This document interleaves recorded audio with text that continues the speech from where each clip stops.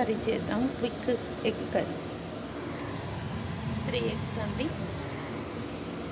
Medium size onions 2 cut చేశాను. 2 మిర్చీస్. కడాయి పెట్టుకున్నాను. Oil వేసుకున్నాను. ఒక పావు ఆయిల్ వేసుకున్నాను. ఒక పావు వేస్తున్నాను.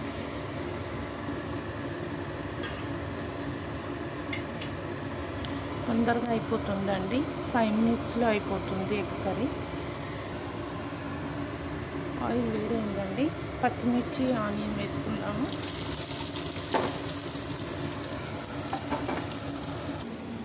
ఈ ఎగ్స్ కొట్టి గిన్నెలో బౌల్లో వేసుకుందామండి. ఎగ్ కొట్టేసుకున్నామండి. 3 eggs బాగున్నాయి. లేకపోతే ఇందులో గుడ్డులు అంతా రెడ్గా వస్తుంది కదండి ఈ ఎండాకాలము. అందుకనే చూసి వేసుకోవాలండి. మళ్ళీ పిల్లలకి హెల్త్ పాడైపోతుంది కదా. ఆనియన్ వేసుకున్నాం కదండి, ఫ్రై చేసుకోవాలి. పసుపు వేసుకున్నాము.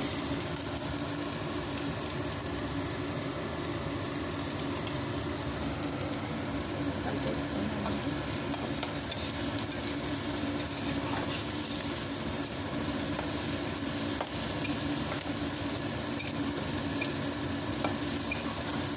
అల్లం వెల్లుల్లి పేస్ట్ కూడా వేసుకుందాము.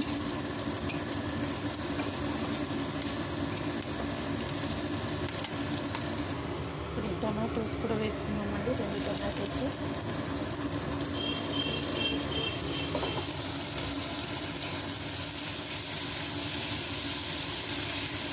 అల్లం వెల్లుల్లి పేస్ట్ వేసుకున్నాము. తీసి పెట్టాను కదండి, వేసుకున్నాము.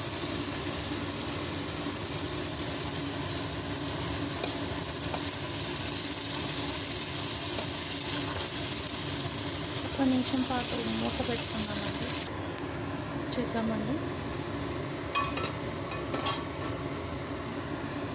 ఇప్పుడు నేను ఉప్పు కారం వేసుకున్నాను.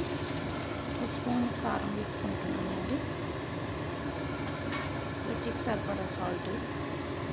3 eggs కదా.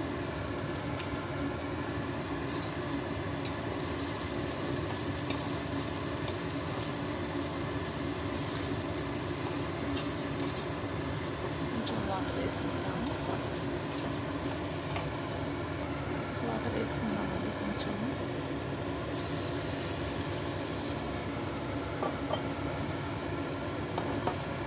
వేసుకున్నాము. ఒక నిమిషం తర్వాత గుడ్డు వేసుకుందామండి. మూత పెట్టుకుందాము. చూద్దామండి. ఒక నిమిషం అయింది. ఈ ఎగ్స్ వేసేసుకున్నాము. ఆయిల్ వచ్చింది కదండి, ఎగ్స్ వేసేసుకున్నాము. 3 eggs వేసేసుకుంటున్నాము.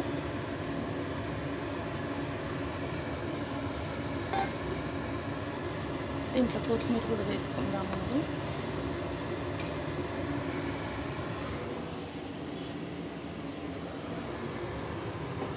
కొత్తిమీర కట్ చేసి పెట్టాము. ఇది కూడా వేసేసుకున్నాము.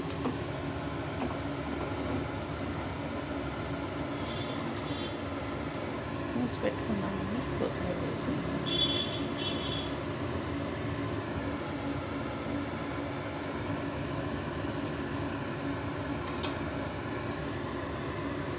ఒక 2 నిమిషాల తర్వాత ఓపెన్ చేద్దాము. చూసారండి, ఎగ్ కర్రీ రెడీ అండి. 3 eggs వేసాం కదా, కొట్టి బాయిల్.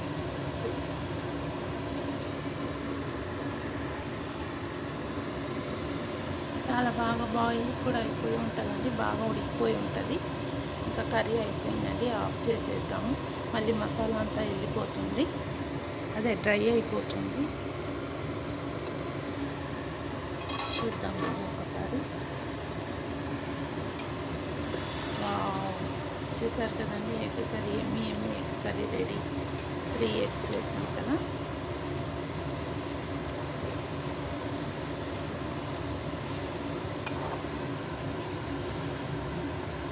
స్టవ్ ఆఫ్ చేసేద్దామండి. Thank you. మీరు కూడా చేసి తినండి. Thank you.